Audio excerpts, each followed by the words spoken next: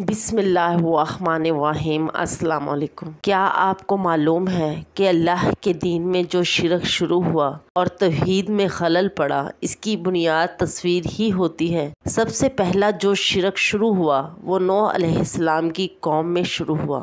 نوح علیہ السلام کا زمانہ حضرت آدم علیہ السلام کے زمانہ سے 1000 سال کے بعد ہے۔ نوح علیہ السلام جس قوم میں مبعوث فرمائے گئے ان میں شرک آیا، اور اس شرک کی بنیاد یہ ہوئی کہ اس قوم میں 5 بزرگ تھے۔ ان کی مجلسوں میں لوگ بیٹھ کر خدا کو یاد کرتے تھے اور مسائل سنتے تھے۔ اس سے ان کے دین کو تقویت پہنچتی تھی۔ جب ان بزرگوں کا انتقال ہو گیا تو قوم میں پریشانی ہوئی۔ اب نہ وہ مجالس رہیں اور نہ وہ مسائل رہے۔ اب ہم کہاں بیٹھیں؟ اس وقت شیطان نے ان کے دل میں یہ پھونک ماری کہ ان بزرگوں کی تصویریں بنا کر اپنے پاس رکھ لو۔ جب ان تصویروں کو دیکھو گے تو ان کا زمانہ یاد آئے گا اور وہ کیفیت پیدا ہو جائے گی۔ 5 کے مجسمے بنائے گئے اور ان 5 کا نام تھا ود، سوا، یغوث، نصر اور یعوق۔ ان کا قرآن کریم میں بھی ذکر ہے۔ 5 بت بنا کر رکھے گئے۔ ان کا مقصد محض تذکیر تھا کہ ان تصاویر کے ذریعے یاد دہانی ہو جائے۔ تصویروں کو پوجنا ہرگز مقصد نہ تھا، البتہ بعد میں جب تک لوگوں کے دلوں میں معرفت رہی اور ان بزرگوں کے اثرات رہے، تب تک لوگ ان کو اسی مقصد کے لیے استعمال کرتے رہے۔ لیکن جب دوسری نسل آئی تو ان کے دلوں میں وہ معرفت نہ تھی۔ ان کے سامنے تو یہی بت تھے، چنانچہ وہ کچھ خدا کی طرف متوجہ ہوئے اور کچھ بتوں کی طرف متوجہ ہوئے، تو اس طرح ان کا دین مخلوط ہو گیا۔ جب تیسری نسل آئی تو ان کے دلوں میں اتنی بھی معرفت نہیں رہی۔ ان کے سامنے بت ہی بت رہ گئے، انہی کو سجدہ، انہی کو نیاز، انہی کی نظر، یہاں تک کہ شرک شروع ہو گیا۔ اس شرک کو مٹانے کے لیے حضرت نوح علیہ السلام آئے۔ تو شرک کی ابتدا جو ہوئی وہ تصویر سے ہوئی۔ تصویر میں خاصیت یہ ہے کہ وہ شرک پیدا کرنے والی ہے۔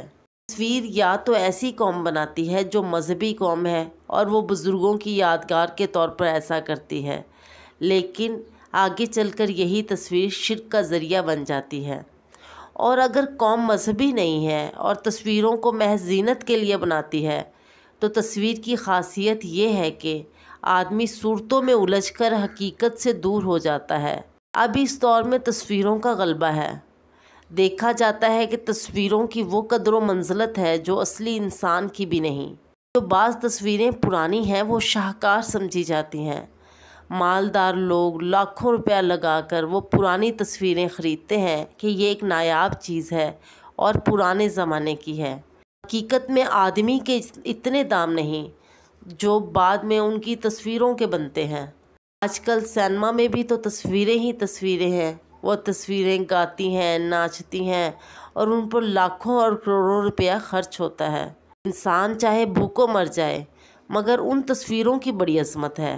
یہی وجہ ہے کہ لوگ اصل کو فراموش کر گئے ہیں اور صورتوں میں الجھ گئے ہیں۔ حضرت صوفیان کرام کہتے ہیں کہ اگر تم یہ چاہتے ہو کہ خاتمہ بالخیر ہو تو صورتوں کی طرف توجہ مت کرو، اور صورتوں سے انہوں نے تصویریں ہی مراد لی ہیں۔ انسان کی صورت جو خدا تعالیٰ کی بنائی ہوئی ہے اس میں مت الجھو، بلکہ ان کی سیرتوں کو دیکھو، اس لیے کہ صورت پسندوں سے سیرت پسندی ختم ہو جاتی ہے، اور اصل مقصد تو سیرت کا اتباع ہے تاکہ اخلاق آئے، علم آئے، عقل اور عمل آئے، نہ کہ یہ کہ صورتوں کو دیکھ لو اور یہ کہو کہ یہ بڑی اچھی صورت ہے۔ اسی لیے شریعت اسلام نے تصویروں کی ممانعت کی ہے، کیونکہ اسلام نے توحید کی تکمیل کی ہے، اور اس لیے اسلام نے اسباب شرک کو بھی روک دیا۔ چنانچہ صحابہ کرام نے بھی اس کا اہتمام کیا۔ حضرت عمر رضی اللہ تعالیٰ عنہ کا زمانہ تھا اور طواف ہو رہا تھا اور لوگ حجر اسود پر گر رہے تھے، اور عوام الناس یہ سمجھتے تھے کہ اگر حجر کو بوسہ نہ دیا تو حج ہی مکمل نہ ہوگا۔ حضرت عمر رضی اللہ تعالیٰ عنہ بھی اس طواف میں شامل تھے۔ آپ نے بآواز بلند یہ اعلان کیا اور حجر اسود کو مخاطب کر کے فرمایا، ترجمہ ہے، بے شک میں جانتا ہوں تو ایک پتھر ہے، نہ تجھ میں نفع پہنچانے کی قدرت ہے نہ نقصان پہنچانے کی قدرت ہے، تو بے جان پتھر ہے۔ اگر میں نبی کریم حضرت محمد صلی اللہ علیہ وآلہ وسلم کو تجھے بوسہ دیتے ہوئے نہ دیکھتا تو تجھے کبھی بوسہ نہ دیتا۔ مطلب اس کا یہ تھا کہ تیری تقبیل سنت کی وجہ سے ہے، اس وجہ سے نہیں کہ تجھ میں نفع اور ضرر پہنچانے کی طاقت ہے۔ اس قول کا مقصد بھی شرک کا مادہ ختم کرنا تھا۔ اللہ تعالی ہمیں بھی دین کو سمجھنے اور اس پر عمل کرنے کی توفیق عطا فرمائے، ہمارا خاتمہ ایمان پر کرے، آمین۔ جزاک اللہ خیرا کثیرا۔